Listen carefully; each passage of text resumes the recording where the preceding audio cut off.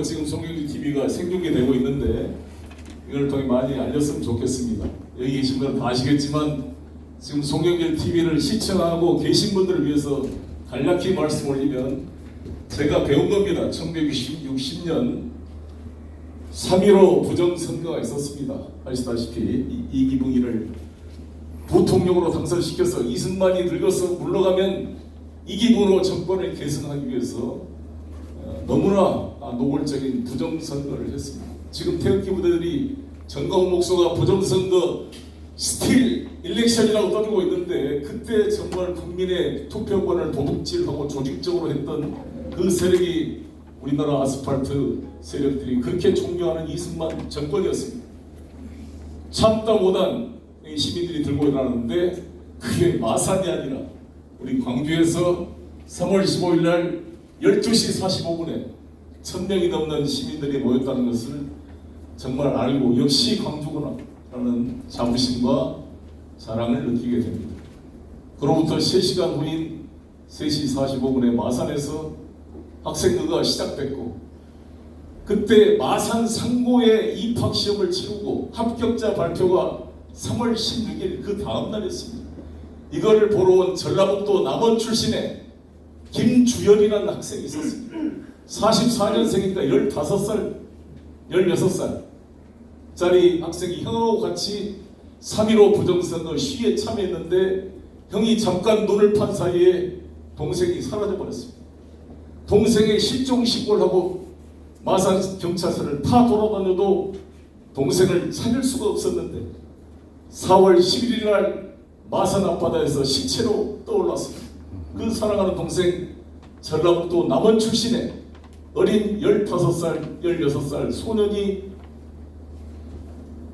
전라남도 남원에서 마산 상고에 들어가겠다고 왔는데 최루탄이 이한열을 열사는 뒤를 맞았지만 정면에 이 최루탄이 박힌 시신이 차곡하게 마산 앞바다에 떠올랐습니다. 이 사진을 못 찍으려고 철저히 경찰이 봉쇄에 막았습니다. 당시 부산일보 마산특파원 허종 기자가 실종 신고를 알고부터 이상한 김새를 느끼고 마산 주변을 보고 있다가 시시 딱 떠올랐다는 시체를 보자 경찰보다 먼저 뛰어가서 사진을 찍어가지고 몰래 부산일보 일면 톡으로 나왔습니다.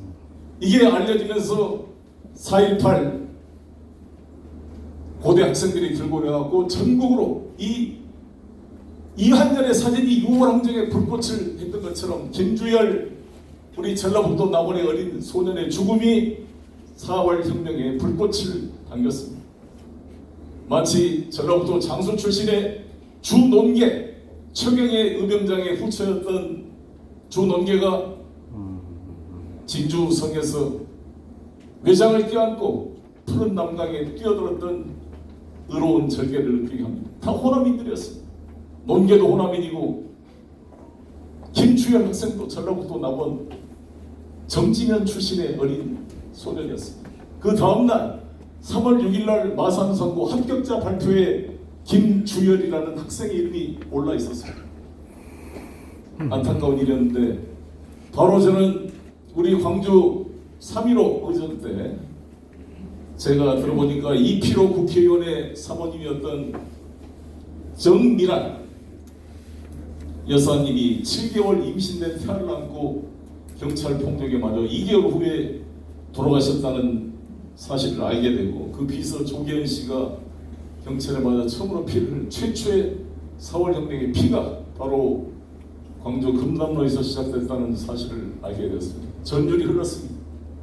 그 광주의 3.15가 마산의 3.15로 대구의 2.28로 고려대학교의 4.18로 그리고 서울의 4월 혁명으로 이어져서 대한민국 민주주의를 회복하는 불꽃이 이 금남로에서 시작됐고 그 씨앗이 80년 5월 금남로의 광주 항쟁으로 이어졌고 그 기억이 한강 작가가 말한 대로 죽은 자가 산자를 살리듯이 이번 12.3 내란 개혁을 막는 그 원동력이 광주 5월의 힘으로 시민의 힘으로 장갑차를 맞고 윤석열의 내란 쿠데타를 무산시켰습니다. 정말 감동스러운 우리 광주의 의로운 힘이 대한민국 민주주의를 지키는 근간이었다는 생각이 듭니다. 저희 할아버지 선조가 이순신 장군의 오른팔했던 송대립 장군이었습니다. 제가 어머니 할머니가 광산 기수인데 제 어머니가 항상 제 손을 잡고 충장사를 가서 네 외할아버지가 절해라 그래서 못동으로 절을 했습니다. 무등산 호랑이 김덕령 충장봉이었습니다.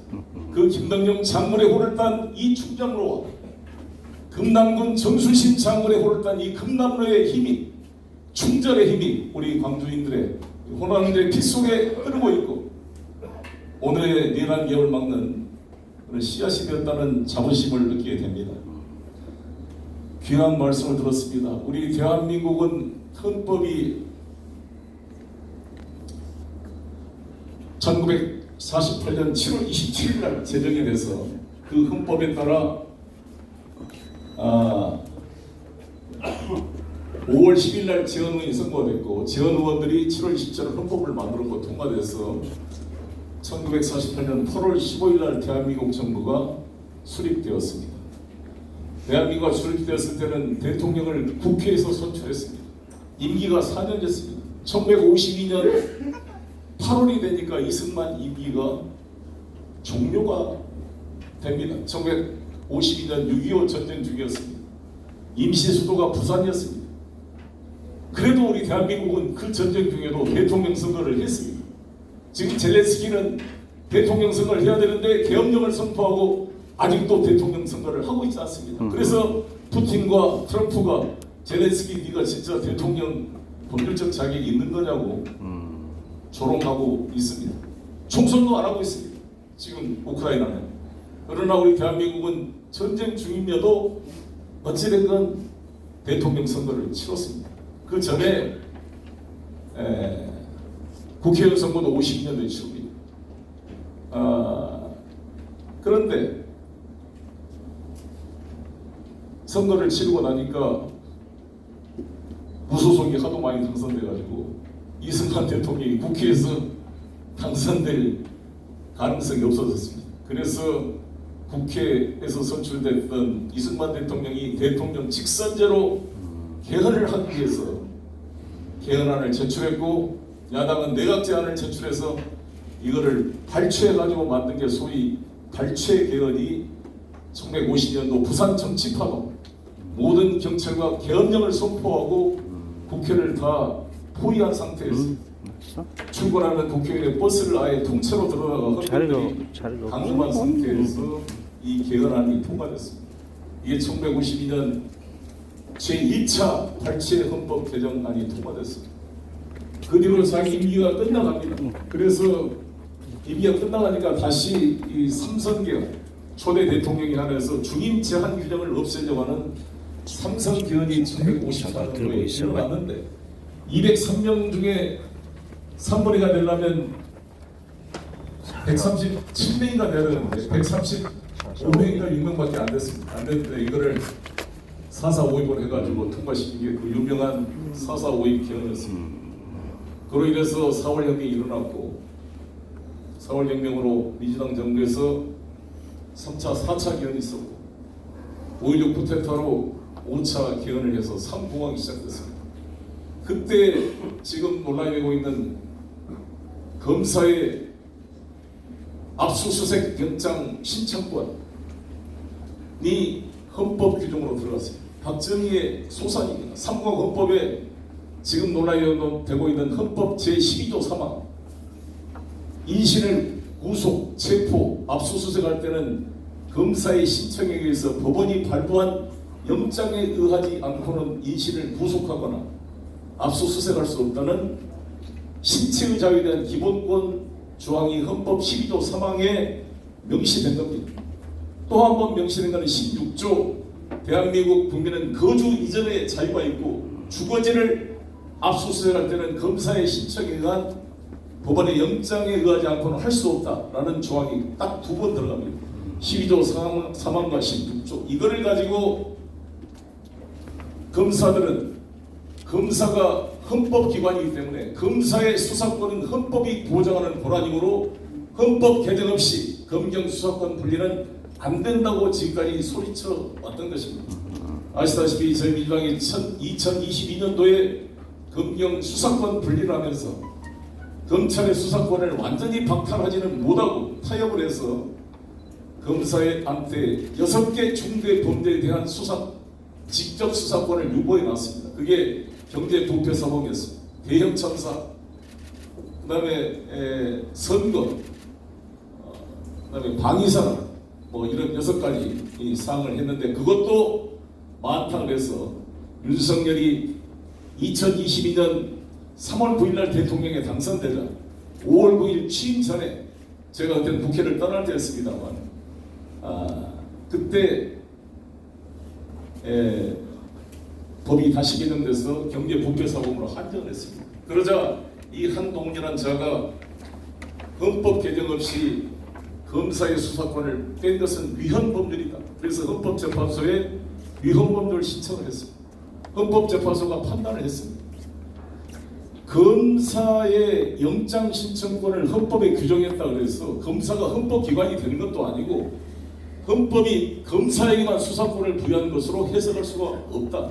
왜냐하면 그 전에는 검찰과 사법경찰은 법원에 신청할 수 있다고 되어 있었기 때문입니다. 그렇게 할 뿐만 아니라 이것은 인권 보호를 위해서 일제 경찰의 잔재를 씻지 못하고 4.19 때 우리 시민을 탄압했던 경찰에 대한 부정적 인식 때문에 검찰에게 특별히 권한을 일시적으로 부여한 것이기 때문에 이건 헌법개혁을 볼 수 없다. 그래서 이 헌재에서 다수 의견이 그렇게 판단을 해줬습니다. 따라서 위헌 법률이 아니다 이렇게 했는데 엊그제도 법사위에서 나경원 의원이 헌법기관으로 떠들다가 박은정 의원이 헌재 판례를 공부하고 와서 얘기하라고 한번 지적을 한번 했습니다. 그래서 저는 이재명 대통령께서 헌법 개정안을 제출한 것 중에 핵심 요소 중에 하나가 다음 헌법 개정에는 전문의 4.19 혁명과 5.16 혁명 정신이 당연히 기재되어야겠지만 이 핵심 조항 중에 하나는 12조 3항과 16조에서 검사란 말을 빼버리는 겁니다. 그러니까 이 수사기관에 총체적으로 수사 법률에 따라 수사기관에 위임하면 되는 것입니다. 그렇게 저는 개정될 거라고 보여지는데요. 우리 김영용 회장이 말씀한 대로 이 4월 혁명은 민주주의와 민족 통일로 연결되는 5.18도 마찬가지입니다. 5.18도 우리를 진루로 대한민국의 모든 모순을 파고 들어가면 분단이라는 그 암덩어리가 존재하고 있고 그에 따른 파생 문제라고 봅니다. 이 분단의 문제를 극복하지 않고는 대한민국 민주주의가 완성될 수가 없다라는 생각을 갖습니다. 정말 이 신동엽 시인의 시처럼 문익환 목사님의 꿈을 미는 마음의 시처럼 가슴속에 쇠부지처럼 우리 민족의 이 생활권을 정말 강제로 자르고 있는 이 분단의 철조망을 걷어내는 것이야말로 민주주의를 완성시키는 일이다 이렇게 저는 생각합니다. 그래서 우리 김영용 회장님과 이 많은 우리 선배님들께서 4월 혁명의 정신을 민주주의와 민족 통일로 정리한 것은 너무 당연하고 옳은 방향이다 이런 생각이 들고 또 특히 통일의병장이라는 표현을 써주셔서 많은 공감이 갑니다. 이 통일의병이 이런 정신을 기리는데 저도 이제 많이 공부하고 해서 제가 정계에 복귀하게 되면 근거법도 만들고 합도 세울 수 있도록 최선을 다하겠습니다. 좋습니다. 이제 그래서 그러면 민족 통일을 하려면 어떻게 해야 되겠냐? 제가 공부했다는 건 사실 한스 디트리트 겐셔라는 독일 외교부 장관입니다. 한스 디트리트 겐셔는 독일 자유민주당 출신입니다. 이분은 브란트가 동방정책 오스트폴리크를 할 때 브란트와 연립정부를 통해서 외교부 장관을 해가지고 나중에 헤미트 콜 수상 기독교 민주당 기민당이라는 이 보수당 정권하에서 독일이 통일이 됐습니다. 그때까지 18년 동안 독일 외교부 장관을 역임한 사람이 한스 디트리트 겐셔입니다. 그래서 저는 한스 디트리트 겐셔를 공부를 많이 했고 겐셔를 한 롤모델로 많이 공부했습니다. 독일이 어떻게 통일이 가능했는가 여러 가지 있지만 제가 감옥에서 이어서 계신 분. 메르켈의 자서전을 한번 다 읽어봤습니다.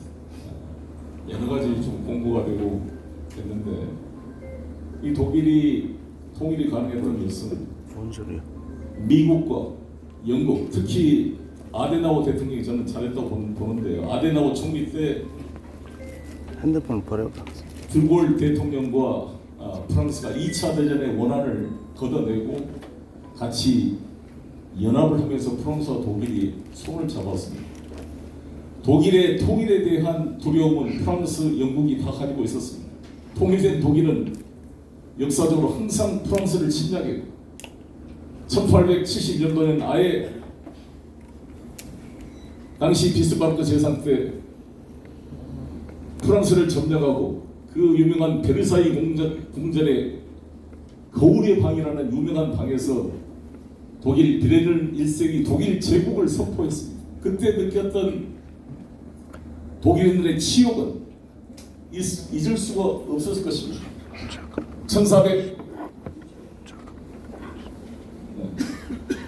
1918년 1차 세계대전에 독일이 패배했을 때 파리에서 1시간 근교에 떨어있는 퐁페인노 숲에서 당시에 독일이 항공모사에 서명을 했습니다.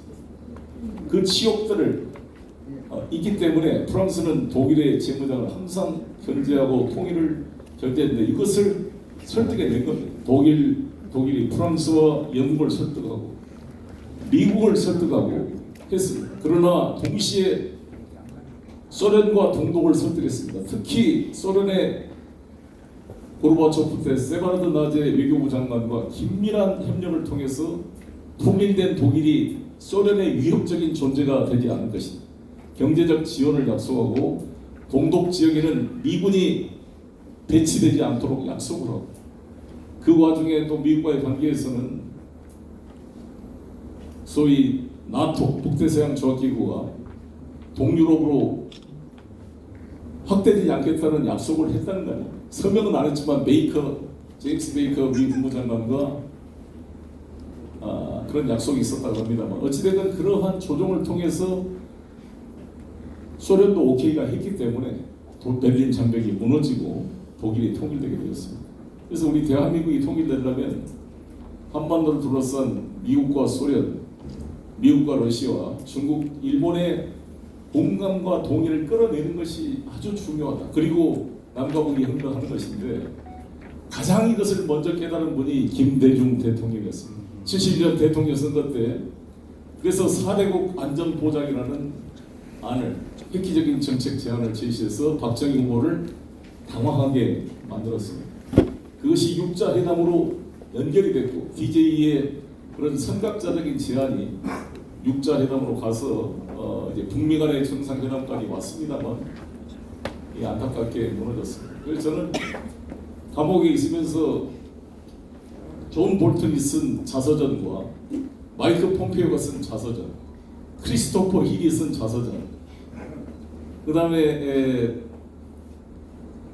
키신저가 썼던 디플로맷이라는 외교관한 책이 있습니다. 그 다음에 문재인 대통령의 경방에서 중심으로 이 책을, 그 다음에 이제 송미순 장관이 빙하는 움직인다라는 그 9.19 비핵 합의를 끌어냈던 책을 다 6권, 7권을 동시에 비교하면서 다 읽어봤습니다. 그때의 2018년 6월 12일 날의 그 싱가포르 회담의 감격과 2019년 2월 28일 베트남 하노이에서 2차 회담이 느꼈던 그 안타까움, 왜 이게 실패했을까? 정말 절절합니다. 지금 생각해도. 저는 안타까웠던 게 제가 문재인 대통령한테 외교부 장관을 좀 시켜주시오, 송영길한테. 내 외교부 장관 시켜주면 당대표도 포기하고 국회의원도 출마 안 하고 임기 말까지 문재인 대통령 함께 내 정치 생명을 걸고 이 북미 관계를 뚫어서 이 지긋지긋한 이 한반도의 냉전 구조를 한번 해체시켜 봅시다. 마이크 폼페오가 나하고 동갑이었어요. 63년생 했습니다. 그리고 당시 일본 정부의 다이무 다이신, 그러니까 외무 대신이죠. 고노 타로가 고노 요에이 일본 중현 의장 김대중 대통령과 고노 담화를 했던 그 아들입니다. 저하고는 15년 친구입니다. 동갑입니다. 비건 국무부 부장관이 또 저하고 같은 63년생입니다. 나를 투입해주면 라브로프 외교부 장관, 푸틴도 잘 알고 있고 시인빅조도 잘 알고 왕이 외교부장도 아니 내가 바로 4대 강국과 투입이 가능한 사람입니다. 근데 강경화 장관이 이쁘다고 교체할 생각이 없다고 알았습니다. 집에 왔어요. 집에 돌아왔더니 강기정 이거 그때 시장이 정무수석이었습니다. 그때가 노영민 비서실장이 저한테 송영길 법무부 장관을 좀 맡아달라고 연락이 왔더라고요. 그때는 나 윤석열이 이 정도 문제 될지 몰랐어요. 나 법무부 장관은 뭐 하고 싶지가 않고 그럼 나는 이제 당대표 원래 생각한 대로 준비하겠다고 그냥 내려갔는데 감옥에서 가만히 생각해보니까 그때 법무부 장관을 했어야 되는구나 후회가 많이 들더라고요. 아 이런 이 검찰놈들 이렇게까지 제가 고시를 늦게 봤기 때문에 원래 문무일 검찰총장이 제가 같은 친구 또래거든요. 문무일 검찰총장이 이재명 대통령과 같은 연수원 18기입니다. 윤석열은 23기, 제가 26기인데 한동훈이는 27기. 그러니까 제가 31살에 고시 공부를 해가지고 제 또래들이 그때만 해도 현직에 남아 있었어요. 심우정 총장이 제하고 동기였습니다. 그래서 제가 법무부 장관을 했다면 이 검찰 조직을 다 파악할 수가 있었으니까 저는 윤석열이 같은 놈은 그냥 어떻게 처리를 했을 것 같은데 아쉬움이 있어요. 지금 많이 감옥에 있으면서 반성은 많이 했습니다. 근데 지금이라도 이제 그나마 국민의힘으로 이게 정권이 교체가 돼서 이 윤석열이 만약 지금 있었다면 어땠을까라는 끔찍한 생각이 듭니다. 윤석열 대통령이 제일 잘한 것은 역설적으로 12.3 개헌이다 이런 말을 했습니다. 저게 만약 개헌을 안 했으면 5년 동안 이렇게 질질 끌면 나라가 망할 뻔했는데 그나마 잘한 것은 자폭을 해서 잘했다 이런 평가도 있는 것 같습니다. 역설적인 말인데 이번에 한미 정상회담을 보면서 만약에 저기 윤석열이 앉아 있었다면 어떻게 됐을까라는 안타까움이 듭니다. 그저께 제가 대통령 윤석열 비서실에 있었던 제 후배를 우연히 만나서 생생한 이야기 들었더니 뭐라 그러냐. 대통령이 하도 술을 많이 먹어가지고 눈이 잘 안 보인답니다. 지금 뭐 구치소에 있어서 실명 위기가 있다 그러는데 실제로 하도 술을 먹어서 아침에도 못 일어나고 아침 약속을 잡을 수가 없을 뿐만 아니라 오죽 있으면 가짜 출근을 시키고 있겠습니까? 근데 눈이 안 보이니까 이 보고서를 쓸 때 20포인트에서 25포인트 사이로 크기로 찍어서 A4 용지 하나에 6줄밖에 안 들어갑니다. 이걸 이렇게 무슨 초등학생 뭐 글읽기 하듯이 20포인트짜리 글자를 써서 무슨 충실한 내용이 들어가겠습니까? 그런 걸 가지고 국정을 했다고 생각하니까 참 아찔합니다. 아찔해. 술 먹고 바이든 앞에서 아메리칸 파이 노래나 부르고 푸들처럼 그렇게 하고 왔을까? 그 트럼프가 얼마나 갖고 놀았을까라는 생각하니까 이재명 대통령을 뽑아놓은 게 얼마나 다행인지 하는 생각이 들었습니다. 오늘이 이재명 대통령 취임 100일째 되는 날입니다. 오늘 대통령 기자회 보셨습니까? 예. 아 진짜 아마 역대 대통령 중에 김대중 대통령, 노무현 대통령, 이재명 한 3분 정도 되지 않을까. 이런 사전에 약속될 일 없이 마음대로 원고도 안 보고 그냥 즉석으로 기자들의 즉문즉답으로 이렇게 대답을 할 수 있는 대통령이 정말 넷이나 있었겠습니까? 문재인 대통령도 써준 거 아니면 사실 제대로 답변을 윤석열은 뭐 거의 불가능하고 그 윤석열 대통령은 그 반말로 여직원한테 그만하자 한 개만 더 할까 하고 이재명 대통령은 더 해라고 막 그러니 참 이게 술꾼과 일꾼의 차이를 분명하게 보여주는 것 같습니다. 그리고 이재명 대통령이 머리가 좋아서 바로바로 그 직무상 핵심을 파악해가지고 바로바로 답변하는 거 보면 아 정말 다행이다 이런 생각이 듭니다. 그래서 저는 이제 오늘 저에게 주는 주제가 북방 정책에 함의된 4월 혁명의 정신 통일을 어떻게 할 것인가 문제인데 저는 걱정이 있습니다. 우리가 보수든 진보든 간에 소위 한미일 협력과 동맹이라는 이 틀을 한치도 못 벗어나고 그 안에서 맴돌고 있기 때문입니다. 사실 이 평택으로 미군 기지를 이전을 하게 해준 분이 노무현 대통령이었습니다. 주한미군의 전략적 유연성을 합의해 준 것도 노무현 대통령 때였습니다. 오히려 보수 세력보다 더 주한미군의 역할 범위를 넓혀준 게 역설적으로 노무현 대통령 때 해준 겁니다. 물론 이게 미국의 압력이 거세지니까 그때 타임이 노무현 대통령이었기 때문에 그럴 수밖에 없었다 이렇게 합리화도 할 수 있겠지만 어찌됐든 제대로 저항을 하지 못하고 합의해 준 거예요. 어때요? 그렇지 않습니까? 잠시만 양해 구하겠습니다. 아주 급한 일이 있는데요. 3240 차량하고 1388 차량 차가 막혀 있구나. 지금 크레인이 본답니다. 크레인이 온다고요? 3240 1388 차량 저기 계시는 나가시네. 내차 얘기는 깜짝. 2024년인가요? 23년?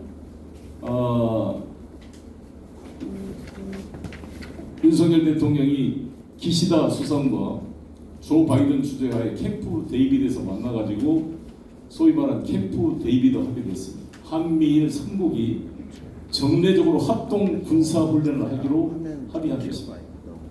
노무현 문재인 정부 때는 지소미아, 소위 한일 간의 정보 교류 협정을 지속할 거냐 말 거냐가 논란이 됐습니다. 왜냐하면 우리가 정신대 문제 대법원 판결에 대해서 집행을 한다고 그러니까 이에 대한 항의 조치로 일본이 우리나라에 판매하는 포토 레지스터를 비롯한 반도체 산업의 아주 중요한 부품 소재 산업을 화이트리스트에서 빼가지고 소위 무역 통제를 했기 때문에 이에 대한 반발로 우리 문재인 정부는 소부장산, 소재 부품 장비 산업에 대한 국산 투자를 강화함과 동시에 지소미아를 종료시켰다. 이게 1년마다만 갱신되는 거였습니다. 됐는데 나중에 미국의 압력으로 다시 재개는 됐습니다만 그게 정보협정 정도 수준이었잖아요. 근데 그걸 넘어서 윤석열 정부 때는 아예 사실상 합동 군사훈련, 거의 한미일 삼각 군사 동맹은 아니지만 거의 근접한 수준의 정기적인 군사훈련을 합의를 했고 이재명 대통령 당선된 그 달에 그 합동훈련이 또 예정대로 시행이 되었습니다.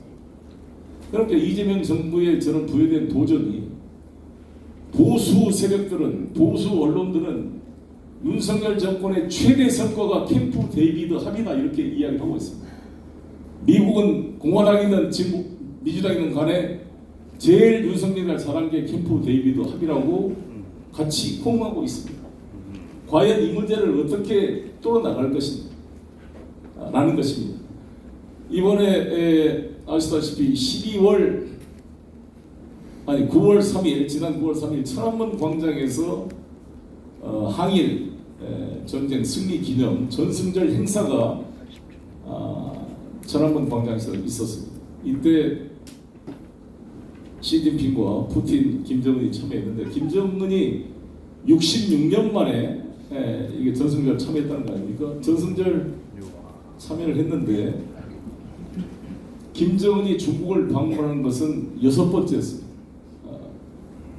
당선되고 나서 사실 2011년도에 김정일이 사망하고 김정은이 권력을 승계했는데 그때 모두가 김정은을 푼대기로 보고 정권이 지속되지 못할 것이다. 장성택이를 죽이고 김정남, 이복형을 죽인 걸 보면서 잔인한 사람이다 이렇게 온통 비난이 쏟아져서 아예 상대를 안 했습니다. 그러니까 2016년도에 문재인 대통령께서 당선이 됐는데 제가 문재인 대통령 특사로 크렘린에 가서 푸틴을 만났는데 그때까지만 하더라도 푸틴 시진핑조차도 김정은을 상대 안 해주고 만나지를 안 했습니다. 그래서 제가 푸틴을 만난 그 자리에 그랬어요. 푸틴 대통령께서 한반도 문제를 일관되게 무력을 사용하지 않고 평화적인 외교적 방법으로 풀어야 된다고 입장을 견지해 준 것에 대해서 감사를 표시합니다.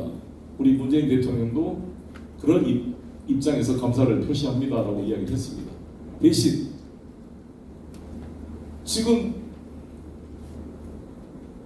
트럼프 정권과 이렇게 긴밀하게 미국과 북한 간의 핵전쟁 위험을 서로 협박하는 수준의 긴장이 고조되고 있는데 푸틴 대통령 본인이라도 김정은을 한번 만나야 되지 않겠습니까? 못 만나시면 라브로프 장관을 특사라도 직접 평양에 파견할 용의가 없습니까? 내가 이렇게 물어봤습니다. 그랬더니 내 옆에 박노벽 주한 대사가 있는데 벌벌 떨어요. 아니 감히 짜루 황제한테 이 조그만 나라 특사라는 사람이 와서 이렇게 해라 마라 이렇게 들이댔어. 그러니까 좀 나한테 자제라고 막 무릎을 막 꼬집더라고.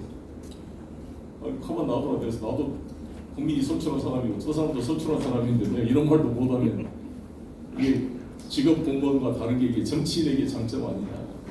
그 옆에 있는 RSA 안보보좌관 이 사람도 막 얼굴이 거의 막 굳어가지고 저놈 새끼가 미쳤나 이런 분위기예요. 짜루한테 감히 막 이렇게 들이대고 아예 특사로 보내라고 내가 이런 게 오버 아니냐 이런 분위기였습니다. 근데 푸틴이 내 얼굴을 보더니 말이 일리가 있다고 그러더라고요. 진짜 보냈습니다. 진짜. 이게 외교다 그런 생각이 듭니다. 그래서 김정은이가 얼마나 속으로 자기가 무시당한 느낌이 들겠어요. 시진핑도 안 만나면서 그랬잖아요. 그러니까 미국이랑 만나려고 더 뛰었던 겁니다. 그래서 미국과 딱 합의가 되니까 바로 시진핑이 만나서 만난 거 아닙니까? 그 뒤부터 만난 겁니다. 미국이랑 만난다 그러니까 시진핑이 만나게 되는 거고. 이번도 보십시오. 히틀러가 1945년 5월 1일 날인가 그 베를린 벙커에서 자살해 죽습니다. 자기 에바 브라운과 결혼식을 마치고 난 다음에 둘이 같이 먼저 권총으로 쏘아 죽이고 지고 죽고 괴벨스한테 내 시신을 다 태워가지고 독일 소련군 손에 내 시신이 넘어가지 않게 해라. 그래서 괴벨스가 에바 브라운과 히틀러를 휘발유 뿌려가지고 태우고 자기도 지 마누라 총 쏘아 죽이고 5명 애들은 다 청산 수면제 먹여서 다 총산단 다 애들도 죽이고 즉 부부도 거기서 자살합니다. 그러니까 히틀러의 측근 중에 다 도망가고 배신한 놈들이 많은데 끝까지 죽음을 같이 한 애가 괴벨스입니다. 괴벨스가 죽고 나니까 이제 5월 9일 날 소련군한테 항복을 합니다. 그래서 소련에서는 크레므린에서 러시아는 5월 9일 날이 전승 기념 행사를 붉은 광장에서 퍼레이드를 합니다. 거기에 메르켈도 항상 참석했어요. 그러니까 메르켈이 대단한 게 독일 사람인데 자기 나라를 이겼던 자기 나라가 스탈린을 패배한 날을 기념하기 위해서 붉은 광장에 서 있는 메르켈 그런 것을 용인하는 독일 국민들의 반파시스트 의식. 우리는 히틀러를 독일로 생각하지 않고 독일의 적으로 생각하고 오히려 그 러시아가 주도하는 그 퍼레이드에 참여한다는 것은 마치 일본의 수상이 우리나라 8.15 광복절 행사에 참여해서 축사하는 것과 다를 바 없는 것입니다. 이 현저한 일본과 독일의 차이를 볼 수가 있는 것인데 그때 김정은을 초청했는데 김정은이 안 갔습니다. 저는 가지 않을까 혹시. 왜냐하면 최근에 크루스크 지방의 인민군을 파병해가지고 푸틴으로서는 너무나 고마운 존재가 되어 있고 지금 밀월 관계가 됐잖아요. 사실상 동맹 관계의 전략적 협정을 체결한 상대방인데 김정은이 안 간 거 보고 참 김정은이 대단한 친구구나. 그 안 가면서 시진핑이 오라니까 간 거잖아요. 시진핑은 푸틴이 오라도 안 갔는데 내가 불러서 왔다 이거야. 김정은 얼마나 외교적 승리가 딱 푸틴과 김정은을 양옆에 세우고 전 세계 생중계되는 현상에 자기의 외교력을 과시할 수 있는 기회를 준 거잖아요. 그러니까 김정은한테 약속을 선물을 줘야죠. 그 선물이 한반도 비핵화 조항을 떼버린 겁니다. 처음으로. 그래서 사실상 득팍토라고 그러잖아요. 우리가 사실상 핵 보유국으로 인정한 암시적인 조치로 해석이 되고 있습니다. 당연히 북한이 그 이야기 넣으면 안 가겠다 그랬겠죠. 뭐 정동영 장관도 그렇게 추정을 했습니다만 저는 정동영 장관의 추정이 맞다고 저도 생각합니다. 그래서 김여정이 그랬잖아요.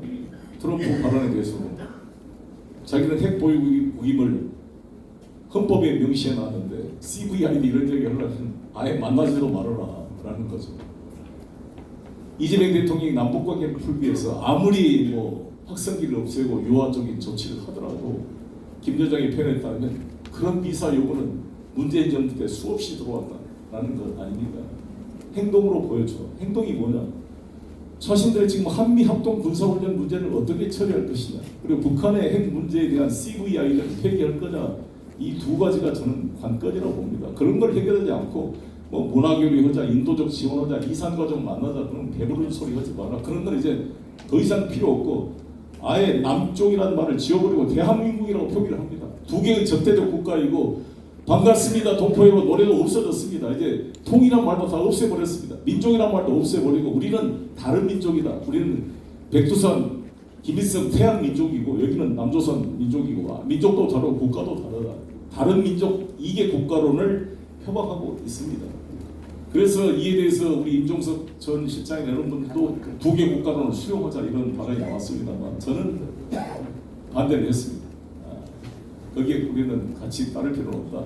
왜냐하면 동독도 후반기에 가면은 두 개의 민족 국가를 이야기합니다. 우리는 사회주의 독일이고 쟤들은 자본주의 독일이고 아예 독이란 말도 없어버리고 동독이란 말로 하고 두 개의 국가, 두 개의 민족론을 독일도 펴냅니다. 그러나 여러분 우리가 자연의 법칙상 인간 대 인간의 관계나 국가 대 국가의 관계나 폐쇄적인 사람이 지속 가능할 수가 없습니다. 단세포 동물이 다세포 동물로 진화 발전한 것처럼 개인이든 회사든 국가든 개방하는 사람이 성공하는 것이고 폐쇄한 사람은 지속할 수가 없습니다. 여러분 몽고 한 장군이 말했던 것처럼 성을 쌓는 자는 망할 것이고 도로를 뚫는 자는 번성할 것이라는 말처럼 우리는 개방 국가로 나가야 되는 것이고 개방하지 못하면 저는 지속되기가 어렵습니다. 그래서 저희들은 자신감을 가지고 동독이 두 개 국가 두 민족을 이야기했지만 결국 통합됐던 것처럼 우리 일관되게 저희 김대중 대통령의 정신에 따라 포용을 하고 나가야 될 거 아니냐라는 것이고 안보 딜레마라는 게 있잖아요, 여러분. 우리가 안보 딜레마라는 게 나의 안보는 상대방에 대한 위협이다 이런 뜻입니다. 모순이란 말이 그러잖아요. 방패와 칼인데 내 방패는 모든 창을 막을 수 있다. 창을 판 사람은 내 창은 모든 방패를 뚫을 수 있다. 그러면 그 당신 두 개 말이 서로 양립이 불가능한 거 아니냐. 그래서 모순이라는 말이 나왔습니다. 방패 창 모자 방패 숫자입니다. 창과 방패가 네가 다 모든 창을 막아내는 방패와 모든 방패를 뚫는 창끼리 싸우면 어떻게 하란 말이냐. 그러니까 양립 불가능한 말이지만 이게 모순이 안보라는 게 이런 거 아닙니까? 내가 모든 것을 막아낸다는 것은 상대방 입장에서는 나의 공격이 하나도 쟤한테 통하지 않으면 나는 저 사람의 공격으로부터 막아낼 방법이 없는 거잖아요. 일방적인 위협에 노출되는 것입니다. 그래서 러시아나 소련이 MD 체제, 소위 말 미사일 디펜스 시스템 SDI라고 하는 우주공간 스페이스에서 날아오는 ICBM을 요격해서 떨어뜨린 것이 만약 완벽하게 통제된다. 지금 트럼프 대통령이 골든 아이돔 같은 걸 만들어서 미국 본토에 대한 모든 미사일을 자기들이 아이언돔처럼 막아낼 수 있다고 그러면 다른 나라 중국이나 러시아, 북한 이런 데는 완벽하게 일방적으로 위협에 노출되는 것인데 그거를 가만히 있을 수 있겠습니까? 그러니까 총속 미사일을 만들고 도저히 뚫을 수 없는 더 첨단된 무기가 나올 수밖에 없는 것이고 인류 역사상. 그래서 서로 간에 완벽한 안보를 취하려고 하면 상대방을 완벽하게 위협에 노출되는 것이 되고 더 불안정한 일이 되는 것을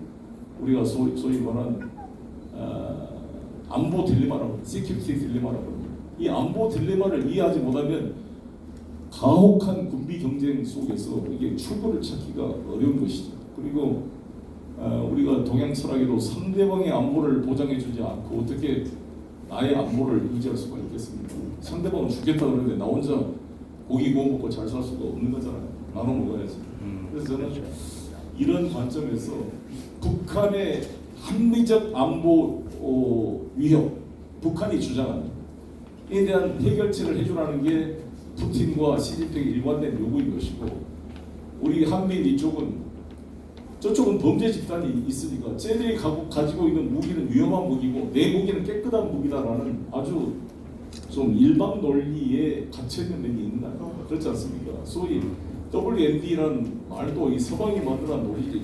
WMD라는 게 말이 MDW라고 하죠. Mass Destruction Weapon, 대량 살상 무기라는데 그 MDW라는 게 소위 이라크나 북한이나 이란들이 가지고 있는 미사일이나 화학 무기를 그렇게 규정하는 것인데 진정한 MDW는 핵무기 아닙니까? 핵무기는 깨끗한 무기고 가난한 나라가 핵을 못 가져서 가지고 있는 화학무기나 미사일은 더러운 무기입니까? 이것도 나는 서방이 언론이 만든 이 허위 의식이다 저는 이렇게 생각합니다. 얼마나 핵무기가 무섭습니까? 가장 강력한 대량 살상 무기가 핵무기인데 그 자기들은 핵무기에 계속적으로 다탄도 미사일부터 시작해서 무기를 현대화시키고 매년 핵무기를 더 개발해내고 있으면서 상대방의 핵을 못 가지게 한다는 것 자체가 이 정당성을 갖기가 상당히 어려운 면이 있습니다. 그래서 이 문제 해결은 뭐냐? 제가 마이크 폼페이오 친구이고 같은 동갑인 앤드류 김이라고 우리 코리안 아메리칸이 있습니다. 그분도 나하고 동갑인데 제가 그분하고 이제 친해져서 얼마 전에 만나서 한번 쭉 이야기를 들어봤어요. 몇 번 들어봤습니다만 김정은과 만났을 때 어땠냐? 제가 유튜브에도 몇 번 이야기했습니다만 김정은 위원장의 말을 다시 한번 이야기하자면 물론 이 김정은의 말이 진실이냐 아니냐 또 논란도 있습니다만 폼페이오 책에 나와 있는 것 그리고 제가 앤드류 김한테 직접 현장에 같이 있었습니다. 들었던 이야기에 따르면 김정은 이야기는 중국은 미국은 우리의 100년의 적이지만 중국은 우리의 1000년의 적이다. 나는 주한미군 주둔을 찬성한다. 주한미군이 철수하게 되면 중국이 우리를 신장 위구르처럼 북한을 우습게 다룰 것이다. 우리가 참 듣기 어려운 이야기잖아요. 이 북한이라는 존재가 이렇게 강력한 존재라 자주적인 존재라는 거죠. 북한에는 지금까지 중국 군대가 6.25 때 파견됐다가 1958년도에 전부 철수했습니다. 강력하게 김일성이 중국군 철군을 요구했습니다. 전쟁 끝났으니까 나가라고 했습니다. 안 나가려고 그랬죠. 중국은 더 있으려고 그랬죠. 중국 인민해방군이 58년도까지 다 철수시켰습니다. 그리고 지금까지 북한이 외국군대 러시아군하고 중국군하고 합동 군사 훈련했다는 이야기를 뉴스로 본 적이 있습니까? 없습니다. 러시아 함대와 중국의 항공모와 요령함에다가 천진항이나 원산항이나 어디 남포항을 개항했다는 말을 들은 적 있습니까? 중국군 함대가 남포항이나 원산 천진항에 기항했다는 뉴스를 본 적이 없을 것입니다. AI 챗GPT한테 물어봐도 그런 기록이 없습니다. 이렇게 답변이 나옵니다. 우리는 허구한 날 미국의 항공모와 구축함이 부산항이나 다 제 집처럼 들어옵니다. 정기적으로 한미일 합동 군사훈련을 합니다. 세계 최고의 군사를 가지고 있는 미국과 세계 5대 군사력이라고 평가되는 대한민국 군대가 한미 합동 군사훈련을 정기적으로 하고 있을 뿐만 아니라 28,500명의 미군이 평택 험프리 기지에 주둔하고 있고 험프리 기지에 440만 평의 미군 기지는 전 세계에 흩어져 있는 800개 미군 기지 중에 가장 넓고 훌륭한 시설을 갖추고 있는 최대의 해외 미군 기지. 그런 나라가 이걸로도 이 세계에서 가장 가난한 나라 북한 GDP가 대한민국의 60분의 1이라 그러고 우리나라가 461억 달러 61조의 군사비를 쓰고 있는데 30억 달러밖에 군사비를 쓰지 못하고 있는 북한한테 그게 겁이 나서 자유대까지 필요하단 말이냐. 내 주장은 자유대 군사력까지 필요하다.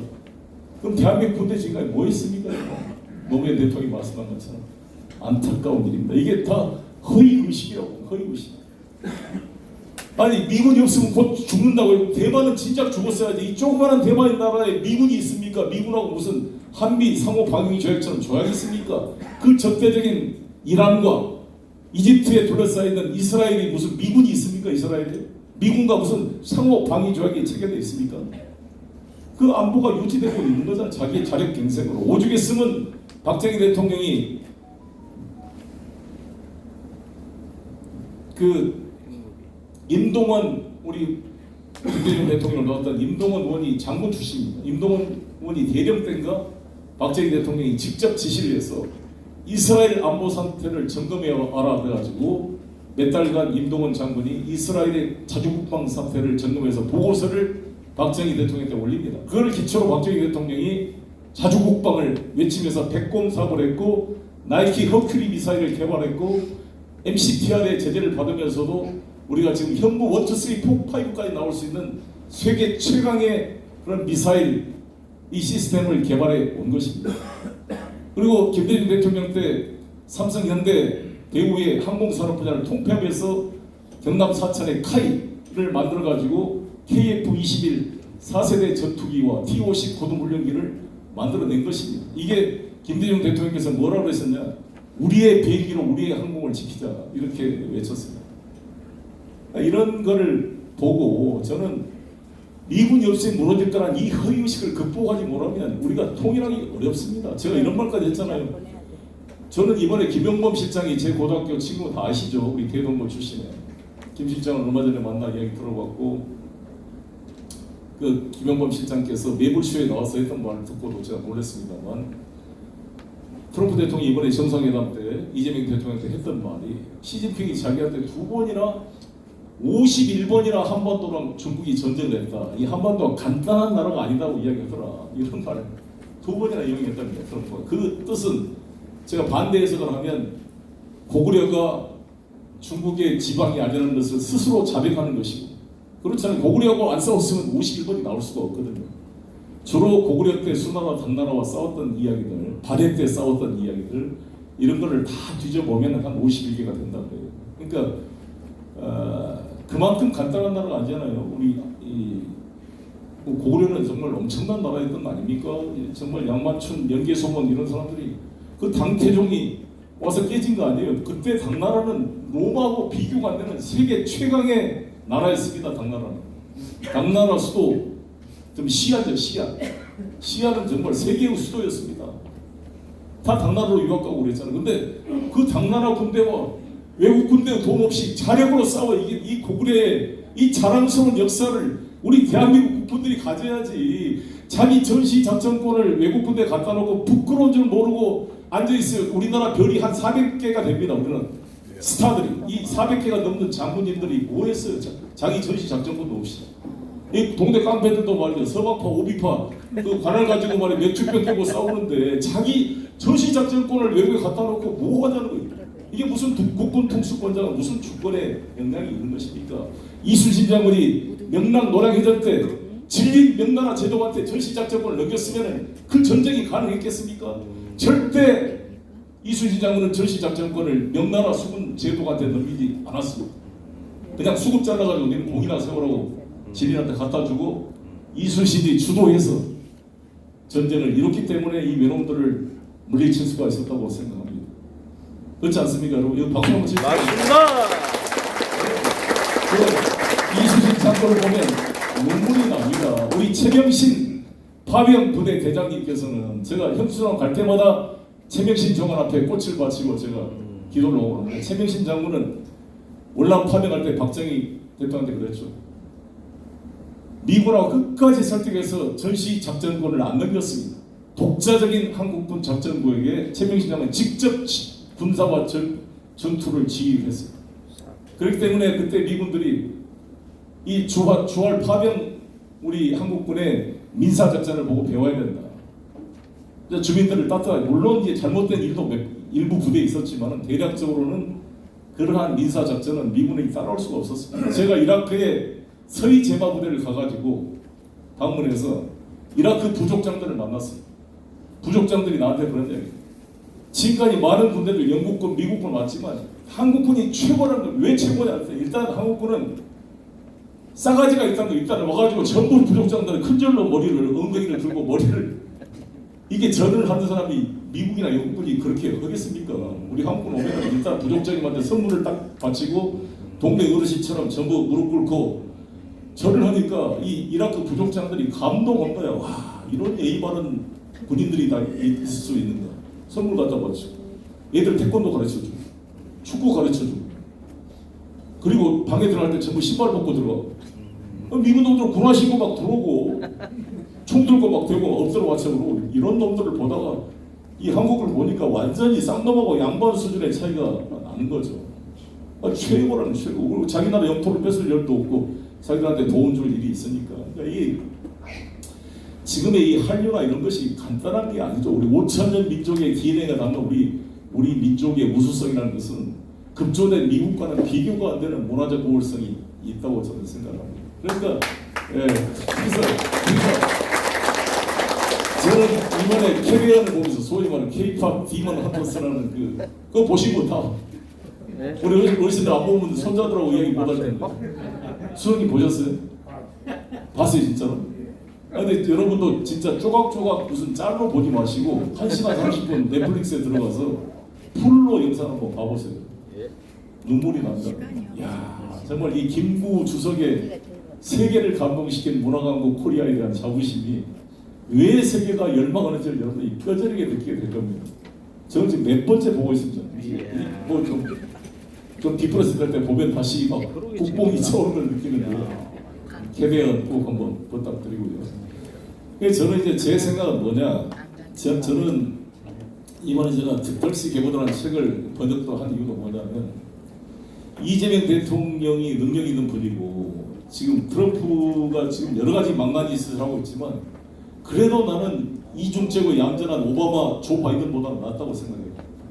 정말 오바마는 제가 취임식 때 오바마 흑인 대통령 되는 거고 너무 감동을 해서 제가 그때 정세균 대표한테 내가 민주당 대표단으로 내가 취임식에 가겠습니다 그래가지고 제가 전현희 의원을 데리고 당에서 반밖에 여기를 안 했다고 해서 반은 내 돈으로 하겠다 그래가지고 갔다 왔어요. 그 추운데 워싱턴 그 DC 국회의사당 앞둘에 오바마 대통령 취임을 축하해줬는데 이 오바마 대통령 8년 동안 이 남북 관계를 하나도 못 들었잖아요. 소위 스트래티직 페이스 전략적인데 말이 좋아 전략적인데 전략적 무시잖아. 무시 완전히 방치. 그때 핵이 더 악화된 거 아닙니까? 그리고 바이든은 바보 거의 바보 같은. 그 카멜라 해리스는 뭐 이 양반은 뭐가 뭔지도 모르는 것 같고요. 힐러리 클린턴도 아주 보수적인 사람들이고. 그나마 클린턴은 그래도 DJ의 위대성을 알고 DJ를 존중하면서 따라갔습니다. 그래서 임기 말에 북한을 방문하게 했는데 올브라이트 국무장관 보내고 그때 엘고가 부시한테 져버린 바람에 그 목관계 참 한입니다. 근데 이번에도 제가 그 트럼프도 보면은 제가 트럼프를 계속 추정했는데 그날 2019년 2월 28일 하노이 회담 때 보면 공교롭게도 그때 제임스 코엔이라는 트럼프의 개인 변호사 청문회를 하고 있었습니다. 미국 민주당이. 제임스 코엔이 소위 그 스토미 웰이라는 포르노 배우와 트럼프가 관계를 한 것을 임박음하려고 소위 말하는 허시머니라고 합니다. 그 머니로 1억 3천만 원인가를 10만 달러를 임박음 돈으로 줬다. 그 준 사람이 마이클 코엔 그 변호사였습니다. 그래서 마이클 코엔을 인사청문회 그때 상원 인사청문회 해놓고 그게 생중계되고 있었어요. 그러니까 얼마나 재밌겠어요. 지금 트럼프와 그 포르노 배우와의 관계를 임박음하려고 돈 준 변호사가 직접 나와서 사실이 맞습니다 그러고 있으니까 아마 시청률이 폭발해가지고 전 미국이 그걸 보고 있었어요. 그러니까 트럼프는 지금 하노이에 와가지고 지금 김정은 만나서 이게 주요 뉴스가 돼야 되는데 이 제임스 코엔 뉴스가 덮으니까 막 성질이 나가지고 나는 이 국가를 위해서 이렇게 뛰는데 막 부글부글해서 트위터를 하루에 한 6번이나 올렸습니다. 막 그 감정 상태가 드러나요. 그거를 존 볼턴이 이해하고 존 볼턴의 그 속에 보면 이렇게 나와요. 존 볼턴은 트럼프를 물가에 나도 애처럼 취급합니다. 아주 변덕스럽고 막 트럼프를 아주 그렇게 묘사를 해놓고 트럼프가 막 제임스 코엔 그 청문회에 온통 신경 쓴 거 보면서 야 이게 키포인트구나 그래가지고 존 볼턴이 어떻게 트럼프한테 속다드리냐면 지금 김정은하고 이거를 만약에 김정은이 영변 핵시설 다 폐기할 테니까 거기에 맞게 몇 가지 경제 제재 풀어주라 이렇게 제안을 한 거잖아요. 상당히 의미 있는 제안이었고 사실 그거를 받았어야 되는데 그 바보처럼 그때 존 볼턴이 회방을 넣은 거죠. 좀 더 내놔라 그래라. 안 그러면 여기서 스몰 딜을 만약에 되면 미국 언론한테 집중 공격을 받을 것이고 제임스 코의 문제가 덮어지지 않는다. 여기서 딱 때려치고 걸어서 워크아웃 딱 해야 야 트럼프 멋있다 그러면서 언론이 띄워주고 마이클 코엔 이게 이 뉴스를 물타기를 할 수가 있다 이렇게 꼬신 거예요. 그러니까 트럼프가 그때 귀가 얇아가지고 대체나 그럴 것 같아. 너무나 예민하니까 이런 것은 그냥 그렇게 안 해버린 거니까. 그러니까 그때 그 최선희 외교부 장관이 그때 끝나고 나서 했던 저는 기자회견이 지금도 귓절을 때렸는데 최선희가 뭐라 그랬냐. 자기는 미국 사람들의 생법을 이해할 수가 없다.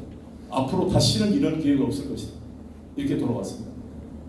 그때 김정은이 열 몇 시간을 기차를 타고 거기까지 왔는데 빈손으로 바람맞고 갔을 때 느꼈는 그 김정은의 열패감과 분노는 아마 다시는 내가 이런 일이 없을 것이다. 너희들한테 굴복하지 않을 것이다. 그러니까 미국이 아무리 지금 트럼프가 뭐 사랑에 빠졌다고 편지를 뭐 38번인가 서로 주고받았다는데 그래도 쉽사리 손을 내밀지 않을 거고 오죽했으면 자기가 먼저 크루크스 파병을 제안했다는 거 아닙니까? 지금 누가 먼저 했냐 그런지 모르지만 아마 김정은이가 제안했을 수도 있어요. 이 핏값으로 이 자기의 안보를 지켜내겠다. 그래서 크루크스의 파병에서 뭐 1,400명이 사망했다는데 그 시신으로 돌아온 그 관을 보고 우는 김정은의 모습을 보면 그 김정은의 분노와 자기의 국가를 지키겠다는 그 절절한 그들의 안보를 지켰다는 게 느껴집니다. 그래서 이제 이미 이제 레버리가 생겼잖아요. 러시아하고 이제 관계가. 그다음에 시진핑도 이제 시진핑 주석이 아펙 총회 10월 30일 날 아마 올 것 같습니다. 거의 갈 것 같은데 저는 그 전에 평양을 방문할 가능성이 있다고 봅니다. 이번에 서로 김정은을 잘 보이려고 트럼프와 푸틴과 시진핑이 막 김정은하고 이야기하는 게 보이잖아요. 그렇지 않습니까? 그냥 부럽더라고. 김정은이가 북경경에 내리니까요. 차이치가 나죠. 차이치가 넘버 5입니다. 7명 상입니다. 차이치가 왕이 외교부장을 비서처럼 데리고 나오고 북경시장이 뒤에 따라 나와서 북경역 앞에 가가지고 이렇게 아련하듯이 영접을 했습니다. 우리나라 대통령 가면은 차관보나 차관급이 나옵니다. 부부장 조리가 나와요. 부부장 조리. 우리 문재인 대통령 갔을 때는 부부장 조리 쿵시위원이 나왔어요. 흥룡원성 조선족 출신이고 저하고도 잘 아는데 거기 나오니까 홀대했다고 조선일보가 난리를 쳤죠. 근데 왜 그렇게 됐느냐? 그때는 사드 배치로 얼마나 관계가 안 좋아졌으니까 그런 거죠. 사드 배치를 박근혜 때 해가지고 박근혜 때야 뭐 천안문 그 광장까지 박근혜 대통령이 갔으니까 얼마나 사이가 좋았어요. 그래도 그때는 외교부장이 안 나왔어요. 그때도 부부장이 나왔어요. 부부장. 이렇게 우리를 취급하는데 여기는 그 위에 있는 외교부 장관인 왕이 부장이 아니라 그 위에 있는 차이치가 나와서 영접을 했습니다. 항상 그랬습니다. 김일성이 갔을 때도 등샤오핑 조은 나이가 앞에 가서 졸졸 따라다녔어요. 오 대통령이 보내가지고 김일성. 이렇게 가난한 나라에서 얻어먹은 나라가 이렇게 배짱을 튀기고 이렇게 자주적인 외교를 할 수가 있습니다. 트럼프도 막 사랑에 빠졌다고 하다 보니 이재명 대통령 정상회담도 이재명도 이야기하지만 김정은 이야기를 가지고 할 정도로 지금 미국과 러시아, 중국 대통령이 서로 구애를 하는 이런 세상에 제일 가난한 나라가 이게 자주성의 힘 아니에요. 자주성. 전시작전보도 안 가져온 이 대한민국 대통령을 가지고 중국이 우리를 어떻게 보겠어요? 전시작전보도 없는 사람이라고 얼마나 대문대문 대화를 하지 않겠습니까? 그래서 노무현 대통령께서 그 한탄을 했던 거 아닙니까? 그래서 저는 이거를 열어가는 정말 자주적 공간을 열어야 된다. 무조건 한미합동령, 한미일 군사협력이 남북관계를 우리 국가 안보를 지키고자 하는 것은 나는 너무 단편적 사고다. 한미일 협력은 당연히 해야죠. 특히 경제 문화 협력을 해야 되지만 아까 말씀드린 대로 군사적으로 협력할 게 뭐 있냐고요 도대체. 그렇지 않습니까? 우리나라가 세계 5대 군사력이 됩니다. 그렇지. 북한 군화를 못 이겨서 북한이 쳐들어옵니까? 아까 말한 대만, 이스라엘에 미군이 있습니까? 그래서 우리나라 육군사관학교 교과서를 보면 이런 고구려의 이 우리 항쟁의 역사를 제대로 안 가르치고 독립운동사를 가르치지는 않아요. 우리나라는 이번에 김영석 독립기념관장 말대로 그냥 연합군의 승리로 거저 얻어먹은 것이고 독립이라는 게 우리 힘으로 싸운 게 아니라 이 정진석 대통령 비서실장이라는 분이 총 한 번 싸우지 않고 그냥 나라를 갖다 바쳤다고 이런 이야기를 한답니다. 1907년 정미칠조약 이후로 1910년까지 약 20만 명의 우리 의병들이 싸워가지고 수만 명이 사망했던 투쟁 역사를 가르치지를 않기 때문에 그렇습니다. 충남 공주부에 정말 우금치만의 피 흘린 도항 농민군들의 아우성 소리가 안 들리는 겁니까? 여기 무슨 총 한 번 안 싸우고 갖다 바쳤다는 거예요. 이 삼도 남도 의병들이 시산혈례를 이뤄서 싸웠던 그 속에 나라를 뺏긴 건데.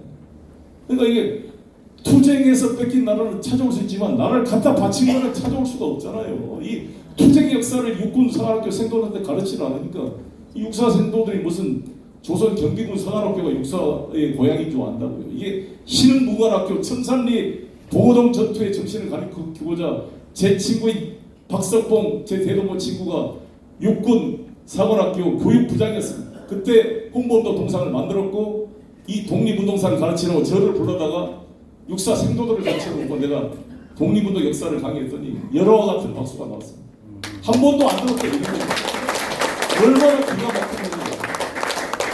그러니까 지금 안규백 국방부 장관은 당장 그것부터 해야 돼요. 육사 교과 과목 바꾸고 독립운동사 집어넣고 헌법과 민주주의를 집어넣어야 돼요. 김봉식 서울경찰청장 경찰대 5기인데 감옥에서 내가 만났어요. 조지호 경찰청장 두 명이 윤석열이 만나가지고 이번에 내란에 가담시킨 거 아닙니까? 아무것도 모르는 사람이 관여돼가지고 내가 물어봤더니 자기가 헌법에 계엄령이 국회가 그 대상이 되는지를 몰랐다는 거예요. 경찰대 이 5기 출신의 서울경찰청장이 경찰대학에서 헌법을 어떻게 가르쳤냐고 이놈들이. 아니 경찰군 같은 이 무력을 통제하는 이들이 헌법에 따라 무력을 행사하지 안 그러면 완전히 조직 폭력배들 아닙니까? 이거를 가르치지는 않는데 맨날 6.25 전투만 가르치는 거예요. 항일 투쟁 역사를 안 가르치고 반쪽짜리. 그래서 저는 이 안규백 장관 이런 분들이 이재명 대통령의 정신을 잘 좀 반영해서 했으면 좋겠고 우리의 소리 민족의 통일의 문제는 저는 반드시 올 수 있고 이 이재명이 오는 이 황금 같은 기회에 트럼프 사년을 활용해서 제가 항상 강조하는 비스포하는 말 정치가 임무는 역사 속에 사라져가는 신의 옷자락을 붙잡아서 정말 기회를 현실로 만들어내는 능력이다. 이게 종합예술이라고 생각이 들고요. 그 제가 앤드류 김한테 들은 이야기는 그때 2% 부족했다. 누가 옆에 있어가지고 폼페이오 말을 좀 자르고 존 볼턴을 만들고 트럼프를 조금만 설득했으면 그때 도장을 찍을 수 있었다는 겁니다. 지금도 트럼프는 존 볼턴 그런 식의 욕을 하고 있습니다. 그 새끼 때문에 사이보단 게 아주 후회된다고 지금도 공개적으로 트럼프를 이야기하고 있고 존 볼턴은 지금 트럼프를 욕하고 다니고 있는 배신자가 되어 있습니다. 그러니까 그때 우리나라 정말 외교는 뭘 했냐 이거죠. 정말 그때 내가 외교 책임자였다면 한국에 달려가서 존 볼턴 어디 뒷다리를 잡든지 엎어치기든지 해서 트럼프한테 이거 도장 찍어야 니도 살고 다 산다고 말이지. 그러니까 아마 북한에서는 우리에 대해서도 서운함이 있었을 거야. 이렇게 좀 정보를 안 알려줬느냐 이 관계를. 그 황금 같은 기회를 2019년 날려버린 게 천추의 한이고 백두산 천지까지 가서 같이 사진까지 찍어주고 5.1 경기장 15만 평양 대중 앞에 마이크까지 줘서 문재인 대통령에게 연설할 기회까지 줬던 최대의 그런 관계를 이 무산시켜버린 이런 안타까움이 지금도 한이 맺히고 그러나 다행히 이제 이재명 정권이 들어서서 이재명 대통령의 지혜와 배짱과 또 우리들의 뒷받침으로 트럼프 대통령이 10월 31일 날 경주에 오시면 경주에 시진핑도 올 거고 그래서 뭔가 좀 뚫어내서 김정은이도 오고 그리고 저도 빨리 트럼프도 이게 족쇄를 풀고 좀 복귀를 하면 러시아도 가고 해서 팅도 오고 이걸 한번 뚫어낼 수 있도록 최선을 다해 보겠습니다. 감사합니다.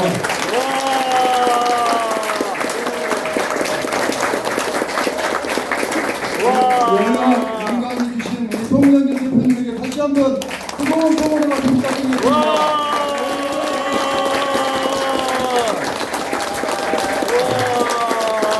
제가 송영길을 무죄 한번 외쳐주십시오. 송영길 무죄! 송영길 무죄! 송영길 무죄! 감사합니다. 부산에 우리 강상부영 양만주 의원도 오셨네요.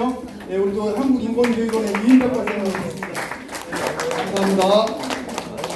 이제 다 끝났죠. 오늘 송영길 TV가 열심히 지금 촬영하고 있는데 구독자 수가 좀 부족하네요. 아직도 좀 많이 구독 신청해 주시고 아까 보니까 생방송 보는 사람이 많지 않았어요. 많이 시청해 주시고 또 우리 송영길 대표님 27일 날 콘서트 민주당을 따라하며 번역본 출판 기념회가 있습니다.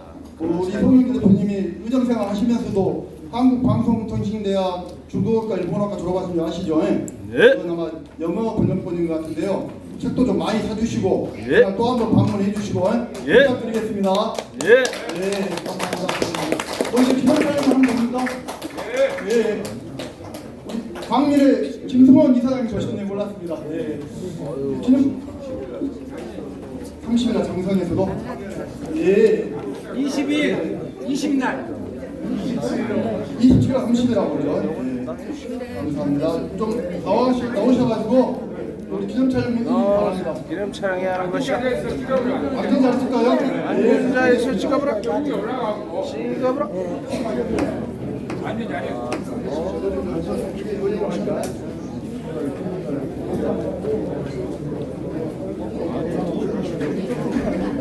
아유, 아주 사회를 잘 보시는구만. 김영건 선생님. 중심으로 해서 그대로 앉아 계시고 옆에 계시고 여기까지 촬영하고 끝. 여기 옆에 앉아 계신 분들은 안 나오거든요. 예, 알겠습니다. 요래 가야죠. 이런 기회가 없습니다. 예, 이런 기회가 없죠. 어디? 저 안쪽으로 가야 한가? 아니요, 저 안쪽으로 가야 돼요. 이쪽 사진이 안 나와. 예, 안녕하십니까. 유재예요? 사진 찍어. 어디? 여기. 요 안으로 오시제.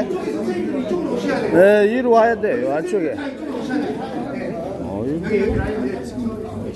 여기. 앉아야 하는가?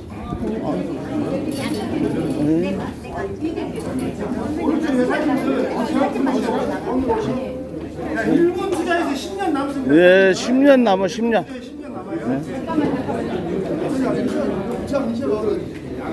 송영길 화이팅 한번 나옵시다. 네. 연출하겠습니다. 예. 송영길 화이팅! 송영길 화이팅! 송영길 화이팅!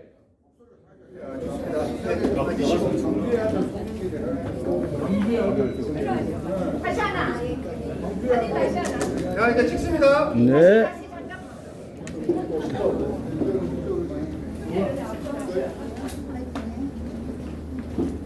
자 이제 빠른 듯이 앉아서 그렇게 찍겠습니다. 그냥 반드시 앉아야 돼. 자 손은 다 쓰시고요. 예 좋습니다. 예 그대로 쉬고요. 예. 자 오른손만 들어보시고. 예, 오른손 들어야 돼. 지금 나온 중입니다. 예. 주먹 꼭 쥐시고. 예 좋습니다.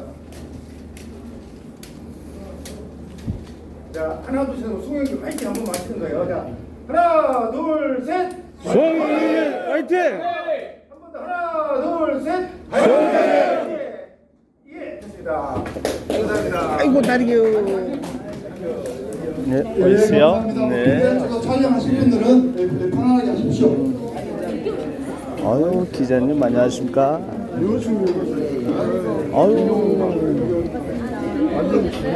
아유, 어있습니까? 네, 아유, 반가분들, 아유.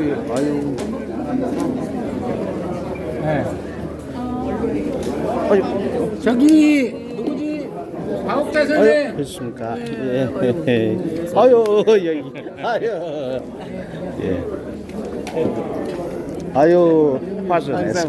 아유, 예. 박옥자 선생 이쪽으로 다 오세요. 박욱재 선생님도 오셨는가 봐. 아유, 예, 이대성. 뭐야? 너무 크다. 홍준 선생님.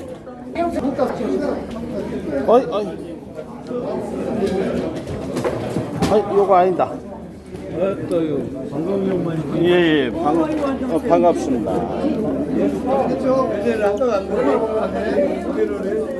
아유, 있습니까? 장사님 반가워. 장사님 오랜만에 보고. 예.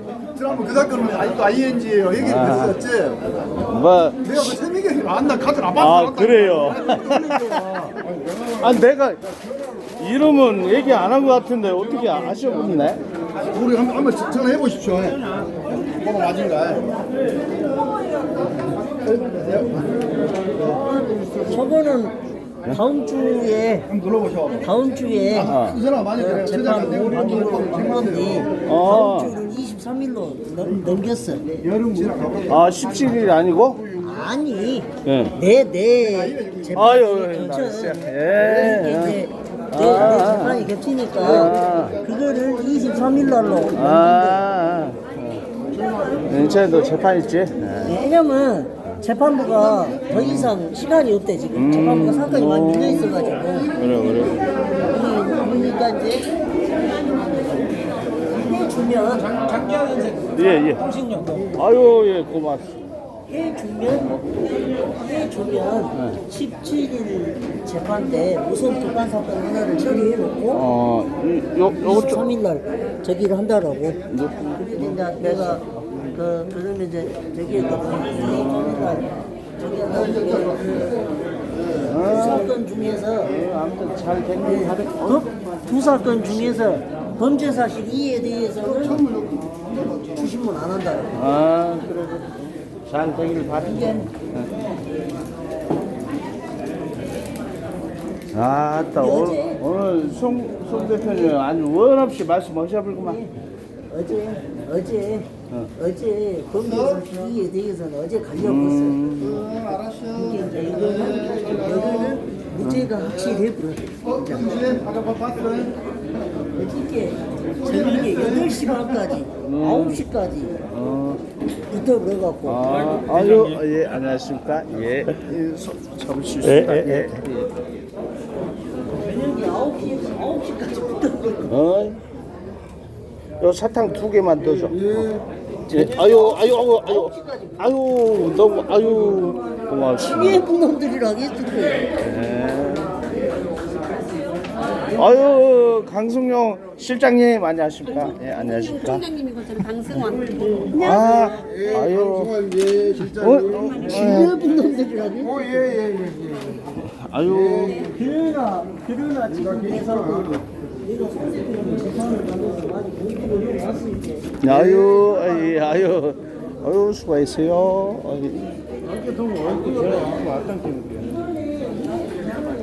아주, 수홍 대표님 사진 찍느라고 아주 바쁘시네. 왜 안 보이셔? 어디 갔어? 예, 안녕하십니까? 예. 연락도 안 해줘. 아, 그러니까 오늘 깜빡 잊어버렸네요. 아까 입고 어쩌고 안 또, 했잖아. 참. 됐어요. 심각한 때문에. 네, 또 있어. 오늘 20일이 일요일인가요? 28일 그 타고 들어가? 토요일 날 장성서 있다니까. 뭐 공연이 있다가던데요? 아, 장성서 강연에. 아, 송 대표님 장성 가세요? 그거 몰랐네. 네. 20일 날. 20.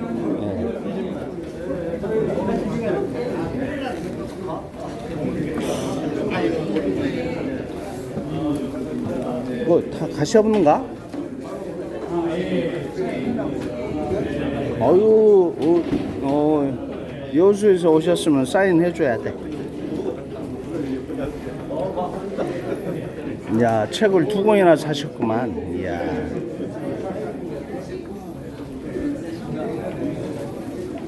어우, 사인 받으실게. 아유.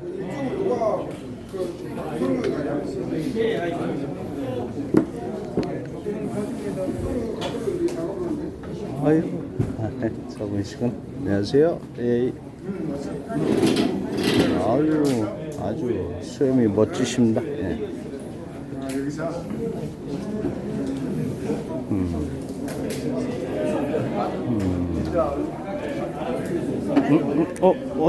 저 앞에서 촬영을 해야겠구만.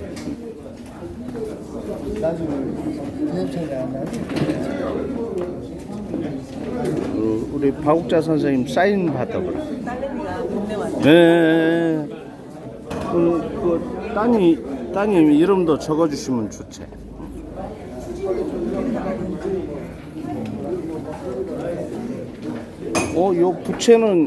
요 부채는 박영수 선생님 거 같은데? 청옥 안청 어이, 청옥 청옥 친다.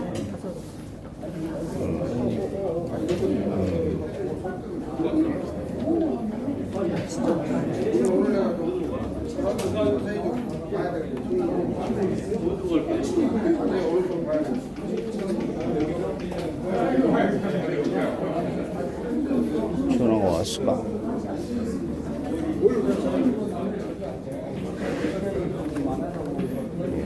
괜찮아, 아직 뭐.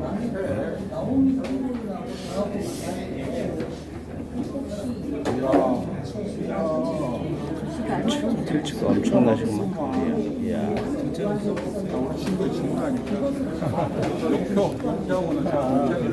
우리 애기가 조현진입니다. 현진.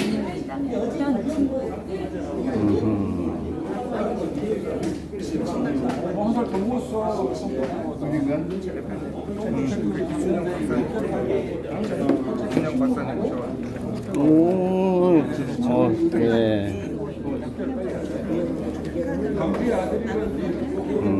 광주의 아들이요. 다 알고 있어. 근데 몰라 사람 네.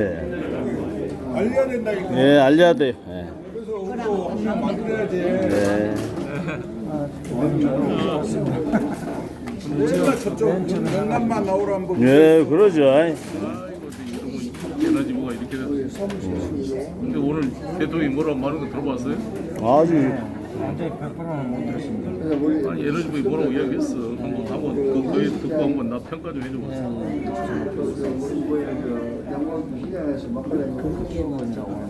응? 아? 나오라는 거.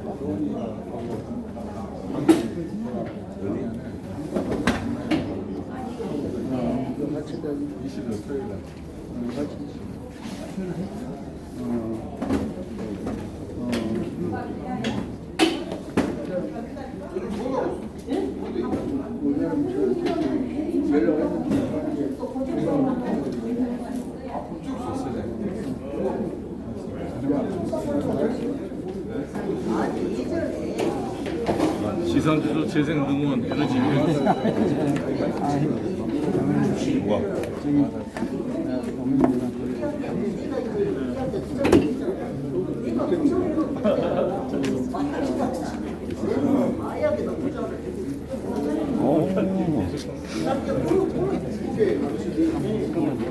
물도 필요해요. 오, 장성. 20 9월 20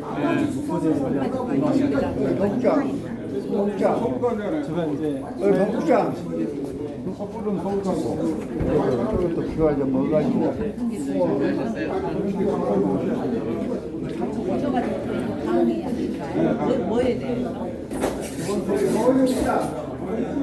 몇 시부터예요?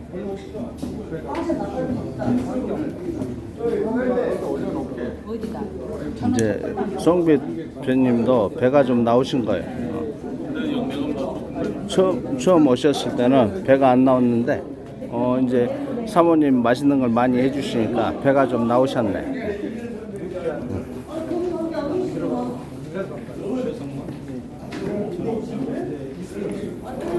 강수건 실장님. 왜 그래? 네? 아, 몇 번 떨었더니 아야야 하고 있어요. 촬영은 잘 돼요.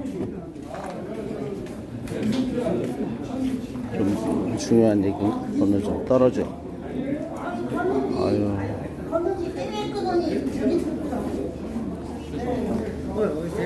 아유, 강수원 실장님 아주 다소곳 하십니다.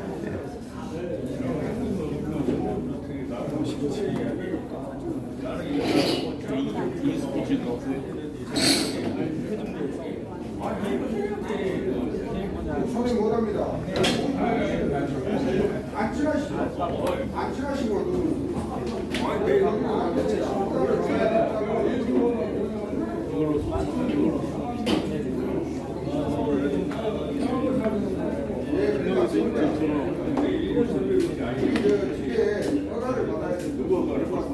여러분이 내려갈 바에 그냥 아주 10살 못 먹었을 때 집에 오시려고.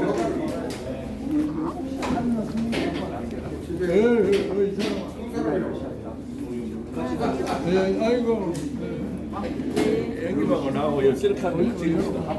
둘이 한번 셀카 찍은 영상 아닌데. 이거 하나 찍어주시오. 사인 예. 예, 우리 강수원 실장님 해줘야 돼.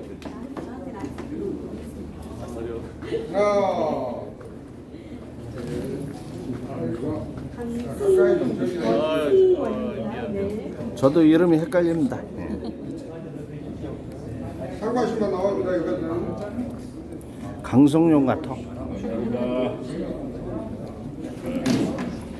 중앙당 공무원은 나는 송백표 송화성이 송화성이가 원래는 내가 1년 후년기 내가 수학여행 같이 다니고 있어. 어. 어디서 나온다한테 내가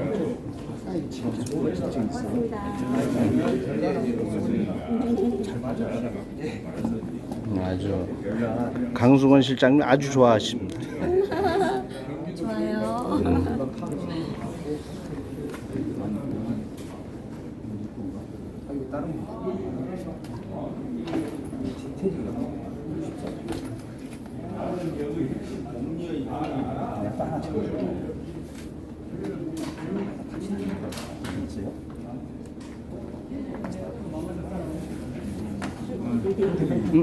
펜.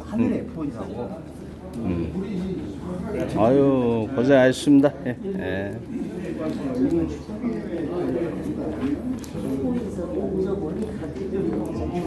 네? 뭐?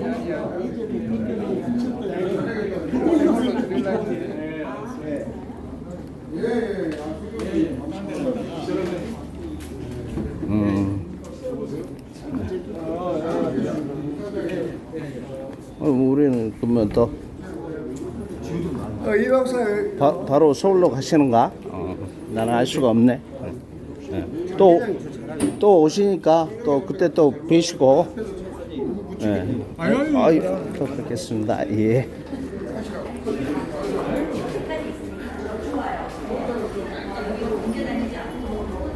한번 이야기 좀 하시죠. 네, 이야기를 하셔야 돼. 이야기를 해야 돼. 뭔 이야기가? 아유 항상 고생하십니다. 아닙니다. 대단하시다. 대단하시다. 아유 여기는 얼굴이 좋아지시는 다들 대단하시죠. 예. 우리 다들 열심히 하셨잖아요. 좋은 일을 기대해 봅니다. 없어 거의 없어. 저기 가게 무등에 아 무동회가 네. 예, 좋습니다. 1층인가요? 1층이요? 예, 1층. 419 예. 여기 다 계신 것이요. 아유, 네. 박영수 선생님 뭐 잃어버린 거 없어요? 아우 아주 성렬이 이걸로 한 대 맞으면 걸러가네. 나는 한 번도 안 들어봤어요. 무당한테 물어도 5만 원 네, 그러니까 이걸로 성렬이 한 대 맞으면 걸러가는 것이요. 우와. 만원 우와. 너무 잘하시네. 아까 우와. 아니. 공연을 하셨는가 봐. 우와. 우마. 영상을 못 찍어봤네. 그 이후 일정은 이제 다 펴진 네, 무등회관 가신다는데. 네. 얼른 가세요. 오늘 무등회가. 우리 무등회에서 저기 차. 여기 한다는데. 네, 차 있으신가요? 네. 그뭐 내 차 타고 갈래요? 또 딴 차 있어요? 예, 가시죠. 예. 안 되죠. 요 부채. 맞아. 주지 말지 그랬어. 미안합니다. 예, 예. 할렐루야. 아유. 하나님 있고 천국 갑시다. 예, 좋은 말씀입니다. 예. 아니, 목사들이 나쁜 것이야. 아니야. 아니 믿은 사람도 반성을 해. 예, 목사들이 반성해야 돼. 예. 잘못된 부분을. 나라가 예. 이렇게 된 거는 다 목사들이 나쁜 목사들이 많아. 계시면은 벌어줘야지 나쁜 놈들을. 정광훈이 같은 거 얼마나 나빠요. 그럼 못된 것들이. 네, 사람 보지 말고. 예, 그죠. 예. 예. 예, 가시죠. 예, 건강하세요. 가세요. 가 무등회가. 아우, 아파. 저기 하나님 믿으라고 뭐난 성질이야. 예. 오늘은 내가 별로 성질 많이 안 드시는데. 양반이 예. 내가 다른 데 딴때 같은 머리카락 잡아 당기잖아요. 예. 말바위에서 여기 요 뒤에 한 말바위에서 조금 걸어가면 있죠. 아유 아파. 해갖고 막 하나님 믿으라. 예. 하나님 믿고 요 나이 자, 영상은 여기까지만 하겠습니다. 영상 끝. 연세 드신 분들 오늘이 뭐예요? 9월 11일. 9월 11일입니다. 송영 대표께서 오셔가지고 여기 통일 4.19와 통일 관련 말씀하셨습니다. 영상은 여기까지 찍었습니다. 영상 끝.